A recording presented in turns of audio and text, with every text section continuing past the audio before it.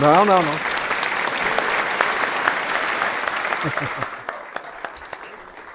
Lembrando que quem quiser sair, tiver um compromisso, a temperatura não está das mais agradáveis, pode ficar à vontade, podem sair, a gente vai bater um papo rapidinho com vocês, tá bom? Muito obrigado.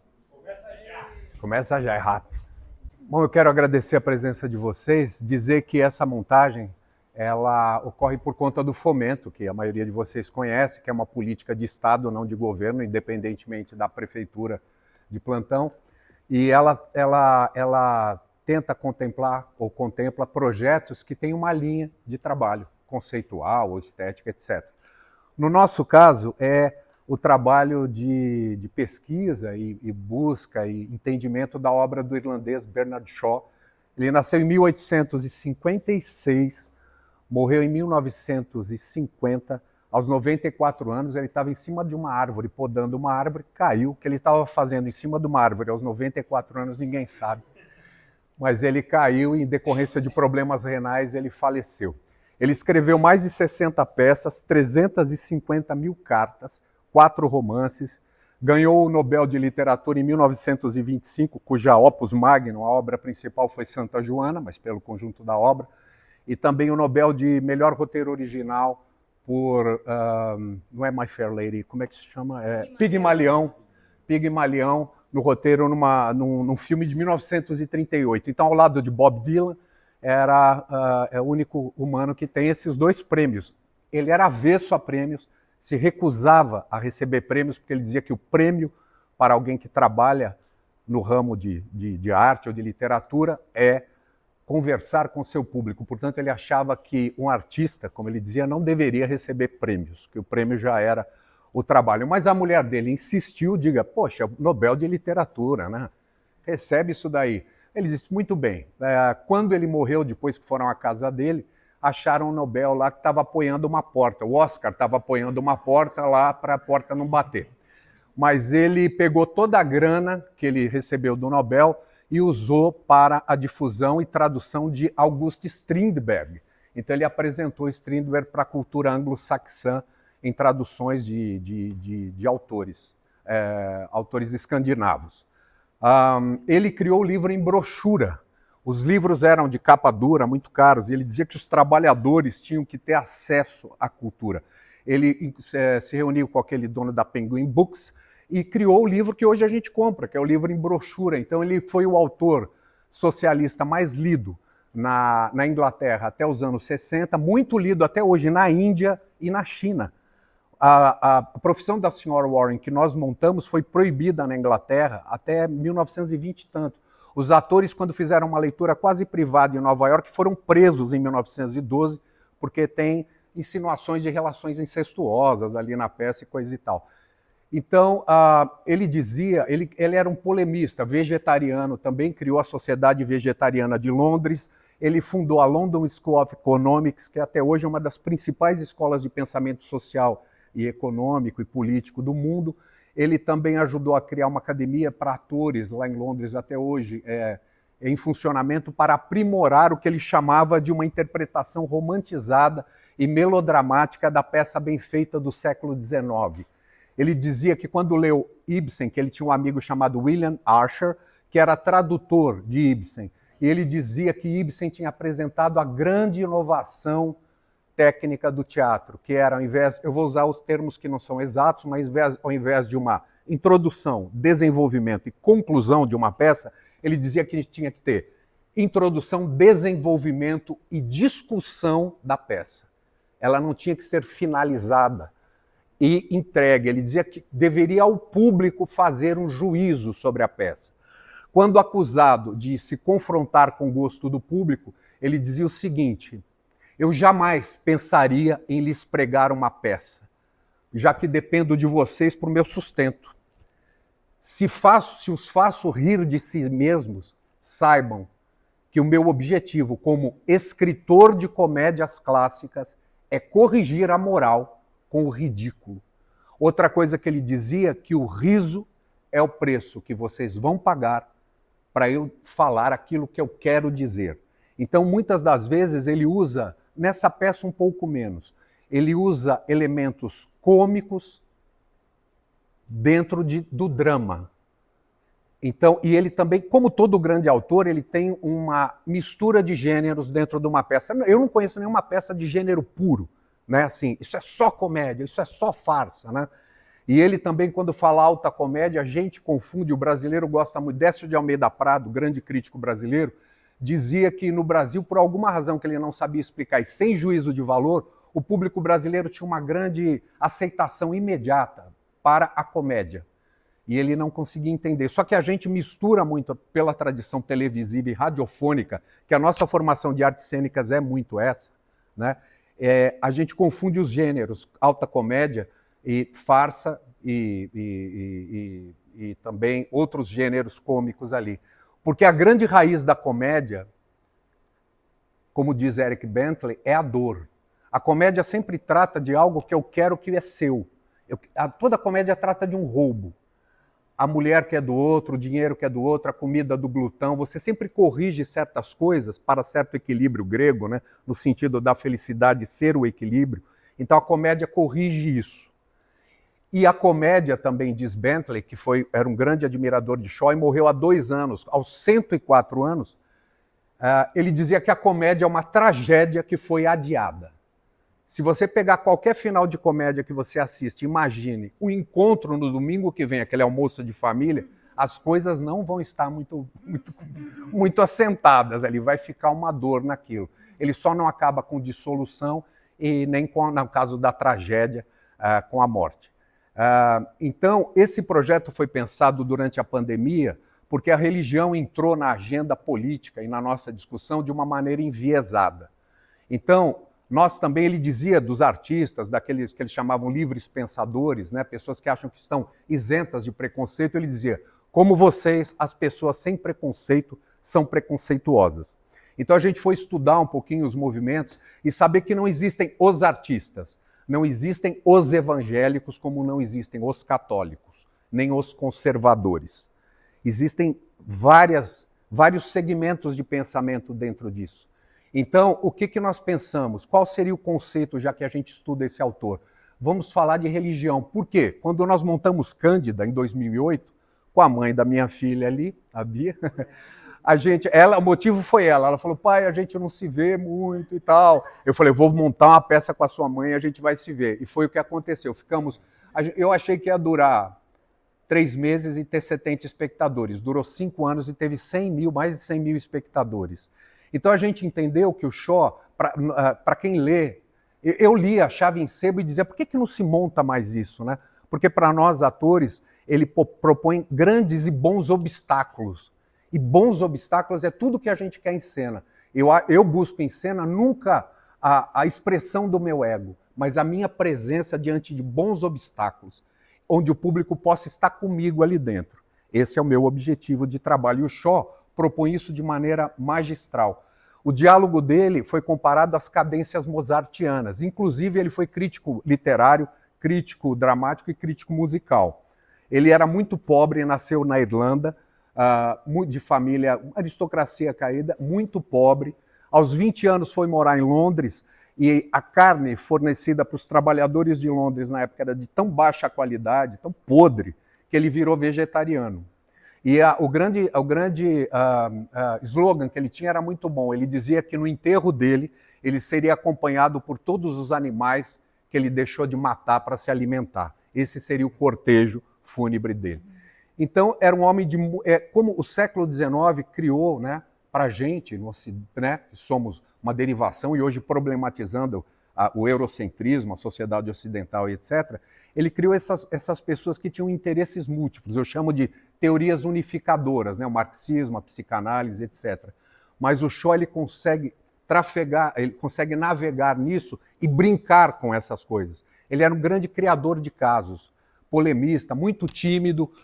Ele aprendeu a falar em porta de fábrica, ele se tornou um socialista fabiano, que é um tipo de socialismo que se baseia no general Fábius, que é um romano nas guerras contra Cartago, onde ele dizia que o confronto não tinha que ser direto a um problema, você deveria trabalhar guerrilha. Os romanos foram atacados, perderam batalhas, e Fábius propôs o seguinte, vamos atacar e sair, atacar e sair. E ele dizia que a evolução social não deveria se dar pela violência, que você deveria implementar um Estado social através de entrar nas instituições. E outra coisa que ele dizia é que toda pessoa que teve oportunidade de estudar tinha que deixar o mundo melhor do que o encontrou. Então, ele era um objetivo de todo mundo, era assim, independentemente se pensava mais à direita, à esquerda, etc. Então, hoje a gente acha o gênero cômico um gênero menor que o dramático, né? Vide as premiações, etc. Porque também, outra coisa que esse Bentley falava, que eu acho um excelente, a minha bíblia crítica é o Eric Bentley, ele dizia que se na Grécia você tinha uma sociedade aristocrática e a expressão dramatúrgica era a tragédia, a comédia, mas a tragédia, depois, na época elisabetana, Shakespeare vem com um teatro épico, ele dizia, e depois a ascensão e estabelecimento da grande burguesia trouxe o drama. Ele dizia que para a época pós-industrial, o nosso gênero é o melodrama. Nós somos criaturas melodramáticas. A gente foi educado no melodrama e ele queria quebrar isso. Então, voltando ao nosso projeto, que se chama Cristã Tetânica, ou o Evangelho dos Irmãos Barnabé, que é a segunda parte dessa peça, que tem 5 partes, chama-se o Evangelho dos Irmãos Barnabé, um pentateuco metabiológico. Ele cria uma peça que começa em 4004 a.C.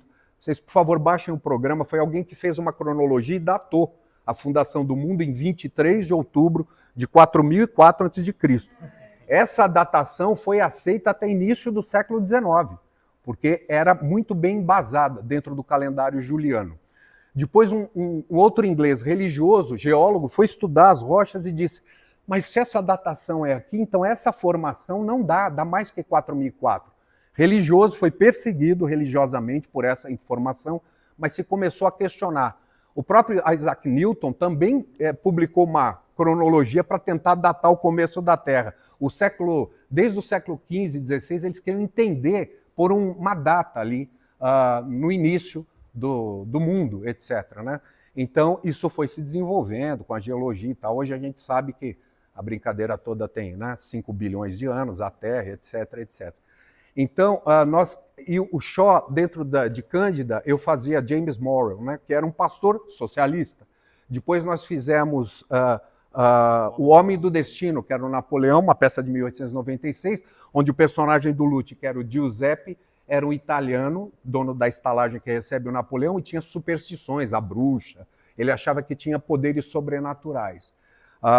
Depois nós fizemos A Profissão da Senhora Warren, que fala sobre prostituição, de uma mulher pobre operária que vira prostituta. Inclusive, umas amigas assistiam e falaram: cara, isso é praticamente um plano de negócios para eu abrir um puteiro, porque o negócio ela justifica porque ela fez isso. Porque ele dizia que a prostituição não era uma questão moral só. Para ele não era uma questão moral, era uma questão econômica. Porque as mulheres que trabalhavam nas fábricas inglesas trabalhavam 12, 15 horas. As crianças trabalhavam 10 horas por dia nas fábricas, com 7 anos de idade. E como elas tinham uma prole muito grande e os maridos não conseguiam trabalho, muitas das vezes por causa do preço da mão de obra, etc, etc, elas tinham que trabalhar na fábrica e se prostituir para levar comida para os filhos. Então ele dizia: vocês estão moralizando uma questão que é econômica também. Também. Então, lá tinha um pastor que foi namorado dela, frequentava lá a casa de prostituição, e que era um padre anglicano e que era alcoólatra. Então, ele sempre ele era ateu, ele era amigo de um boxeador, é um homem lindo, eu não lembro o nome, você vê as fotos ali, e esse boxeador, ele ficava amigo de gente de todos os estratos sociais. E eles foram viajar para um lugar isolado, uma ilha, e a mulher desse boxeador ficou muito doente. Ele viu aquele homem forte. Ele até faz o papel do boxeador, ele escreve na Milionária em 1936, papel que o Alastair, né, que você desempenhou, um boxeador. Então, sempre ele diz que o fator religioso é muito importante para se entender o tecido social. Quando ele viu aquele homem chorando ao lado da mulher ali, pedindo para que ela ficasse boa, porque não tinha acesso a médicos, ele disse: agora estou entendendo melhor o que é esse impulso, esse instinto religioso das pessoas. Porque ele vem da Irlanda, onde tem uma briga religiosa, politização da religião. Então a gente escolheu esse tema, nós fizemos leituras de Dom Juan no Inferno, que é uma peça que está dentro de Homem Super-Homem, onde um personagem deita, sonha. O sonho dele dura 1 hora, que é essa peça, que é até montada separadamente. E depois a peça prossegue.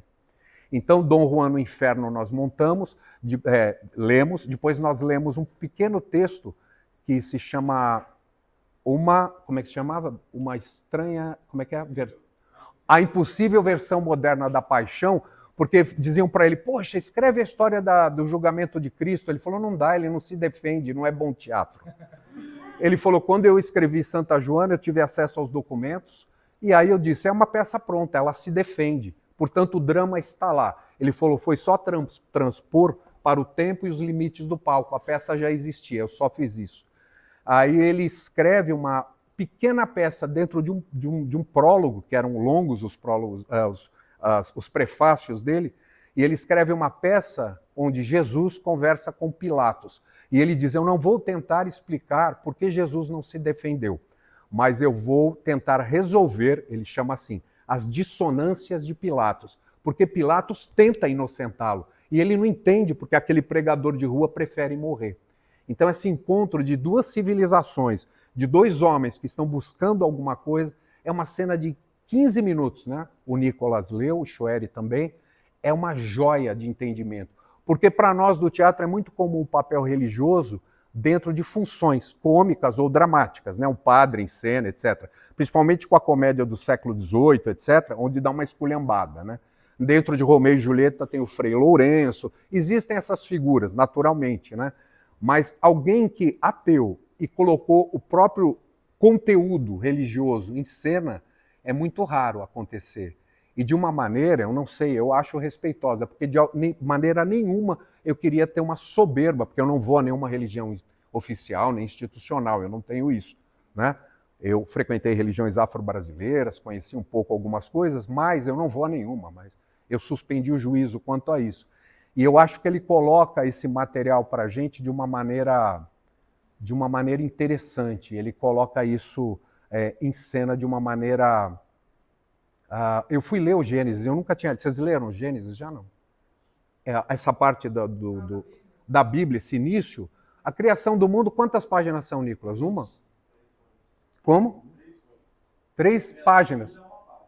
É uma página, então eu falei, gente, eu achava que era maior, até, porque eu só bati o olho.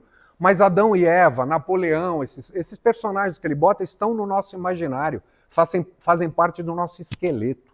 Nós imaginamos isso, por mais que você diga Darwin, quando bate Adão e Eva, você fala, ok. Então é dentro dessa pesquisa. E para finalizar, na próxima semana, nós vamos gravar, né, por conta da pandemia, do formato online, nós vamos gravar 30 pequenos monólogos chama Prefácio sobre o Cristianismo. É um prefácio de 90 páginas, nós vamos gravar 32, onde ele faz um tratado sobre o cristianismo, que é o prefácio da peça Androcles e o Leão, que ele também escreveu. Entre outras coisas, ele diz que suspeitava que o único cristão que de fato existiu foi Jesus. E ele dizia também que o cristianismo é uma coisa ótima, se as pessoas realmente resolvessem praticá-lo. Então ele via o alcance daquelas ideias, a novidade daquelas ideias na expansão do pensamento humano, mas ele dizia que não, que nós optamos por Barrabás, pela luta, pela conquista, e que, ele diz, no mundo dos endinheirados, dos impérios, ele diz que, por mais que tenhamos colocado, e hoje nós exaltamos o homem que foi para a cruz, na verdade, nós todos escolhemos Barrabás. E que falta ainda a gente entender o que Jesus quis dizer. Portanto, parece um assunto um pouco extrínseco ao teatro, né? Que é uma arte que vem da religião, porém profano, que tratou na Grécia dos mitos, etc., né? Que a gente chama de mito, eles chamavam de religião, né? Para eles aquilo era concreto. E, portanto, eu acho que é uma volta, existem os autos medievais que tratam de temas religiosos, etc., mas achei interessante a gente não julgar, mas colocar esse tema e compartilhar esse assunto com vocês, tratando dele diretamente. Alguma pergunta? Quem quiser conhecer mais sobre o Shaw, acompanhe lá as redes sociais. Eu sou tiozão da internet, não manjo muito, mas tem lá arroba Círculo de Atores. E no site também tem um documentário de 45 minutos que fala um pouco sobre a vida de Shaw. É um pouquinho de tudo isso que ele já falou, mas se vocês tiverem... É um documentário bem curtinho, muito simpático, onde dá para ter um plano geral da vida dele. Fintan O'Toole, que é um jornalista irlandês, escreveu um livro. Eu não vou contar a história do pai dele, que é linda, senão vai demorar mais que a peça. Mas assim, ele dizia que existem 2 bons conselhos para a vida. Nunca invada a Rússia e nunca escreva um livro sobre Bernard Shaw. São terrenos vastos e inconquistáveis. E quando ele leu de novo essa peça Volta a Matusalém, ele disse: leio agora depois de 20 anos e acho meu texto genial. Aí ele diz: não existem gênios. Eu sou um gênio e posso afirmar isso. E outra coisa que ele dizia maravilhosa, ele disse: a Grécia teve Aristóteles, a Inglaterra teve Shakespeare, a Itália teve, quem ele falava? Quem? A Itália teve Michelangelo e a Irlanda tem a minha estonteante presença. Então ele não tinha problema de ego, não. É isso. Muitíssimo obrigado. Acompanhem esses monólogos. Né? Nós vamos publicar no ano que vem uma página. Se vocês acompanharem pelo Instagram, vocês vão poder acompanhar. E no dia Círculo de Atores. Círculo, e tem www.circulodeatores.com.br. Lá tem as fotos das outras montagens, etc. E no dia 20 de janeiro, nós estrearemos outra peça dele que ele escreveu em 1906, não faz parte desse projeto, chamada O Dilema do Médico, no MASP, em temporada entre 20 de janeiro e 26 de março. A outra coisa que eu queria dizer é que eu quero agradecer profundamente a essa equipe. Essa peça não é fácil. A gente vem de pandemia, etc. Então eu quero agradecer porque nós temos um círculo de atores. Eu brinco que é um ajuntó, não há uma hierarquia. Eu nunca quis criar um grupo para ser uma seita, nem ter líderes, nem nada. Eu odeio autoridade. Então a gente conseguiu criar um grupo de colegas que, para além da amizade, conseguem ter uma seriedade, um comprometimento que me emociona. A vocês, muitíssimo obrigado. Eu tenho o privilégio de trabalhar com vocês todos vocês. Então não é aquela rasgação de seda interna. É bacana quando a gente encontra gente que está andando para o mesmo lugar e consegue manter a diferença. Cada um tendo a sua vida, a sua opinião, mas convergindo. Quando uma equipe converge para o objetivo do trabalho, é uma coisa que me emociona e para a qual eu tenho que render homenagem, tenho que agradecer. Muitíssimo obrigado, muitíssimo obrigado. E obrigado pela presença de vocês. Boa noite.